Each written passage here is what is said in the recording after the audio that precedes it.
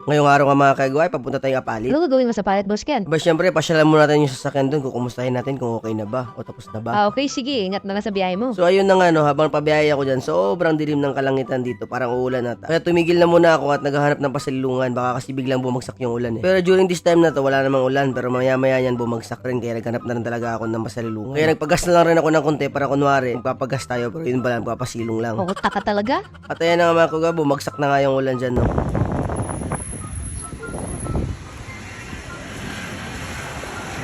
Tapos maya-maya niya mga kagwa, may narinig ako. May nagpagas kasi dito mga kagwa, sabi niya, ang ulan daw hanggang sa unahan lang. So anong plano mo yan, Boss Ken? Lulusubin mo ba o mag-aante ka dyan hanggang mawala yung ulan? Nasa isip ko ngayon, talagang lulusubin ko na lang talaga to para makaalis na ako dito. Bali, nag-aantay na nga lang ako ng tiyempo dito mga kagwa kung talaga makaalis na ako dito kasi humina naman talaga yung ulan eh. Kaya maya-maya nakapag-decide ako na lusubin na lang talaga yung ulan kasi lintik-lintik lang naman eh. At ito na nga mga kagwa, dito na nga ako kay Ninong no. Tatanggal ko lang yung jacket ko at saka helmet ko. Mabuti ka mo, lumakas yung loob ko sa lubungin na lang yung ulan kasi kung wala pa, baka nagantay-antay pa ako ng 2 oras dun. Matatagalan tayo dun. Kasi sobrang dilim talaga ng kalangitan dun mga kagwa. Akala ko talaga tatagal yung ulan doon. Bali, biglang bagsak nga lang yung ulan dito mga kagwa no kasi tag-init naman dito eh. Pagkatapos ko natanggalin yung jacket ko mga kagwa, pumasok ako at saka tinignan ko yung sasakyan natin. Nag-decide nga kami ni Guada mga kagwa na ipa-repaint na lang yung sasakyan para at least maganda tingnan. Bali, pagkatapos ng pintura niya mga kagwa, marami pa tayong ayusin dyan at i-upgrade. Kumbaga dahan-dahan lamang niya mga kagwa. Bali, magwa 1 week na nga yung sasakyan natin dito mga kagwa no habang pinipinturahan. Hindi pala basta-basta magpintura. Once matapos yung pintura lahat mga kagwa, sa engine na naman kami pupokus nila Ninong. Kaya ito na mga kagwa, binabalik na nga nagmimintura yung mga rubber na sasakyan natin. Kasi si Guada, naka-ready na yung mga gamit niya sa sasakyan mga kagwa. Tapos maya-maya niya mga kagwa, inutusan muna ako Ninong bumili ng degreaser para daw pantanggal ng mga dumi dun sa engine banda. So ito, tamang bili na muna ako dito. Hinahanap-hanap ko nga yung auto supply dito kasi nawala ako. Nakatago kasi yung auto supply dito mga kagwa, tapos maliit pa siya, di masyado makikita. At ito na nga yung binili ko mga kagwa, engine degreaser no. 250 yan dyan sa Shopee, 125 lang. 100% talaga yung tubo nila. So ayan, yung pisahan ng engine wash mga kagwa. Habang pinapanood ko ngayon mga kagwa, ay nakakaramdam ako ng kaba, baka masira lang. Kaya nakapag-isip-isip ako mga kagwa na baka totoo talaga yung engine wash na sinasabi nila. Oo, totoo na naman talaga yung Boss Ken. Salamat naman kung totoo yun mga kagwa. Tapos napag-isip-isip ko mga kagwa na ba't ako kakabahan eh, ninong ko naman yung mekaniko. Tama, tama. Kaya nung naalala ko yung mga kagwa, medyo nawala yung kaba ko. Bali tamang panood nga lang ako dito mga kagwa no, tapos kunti-kunting brush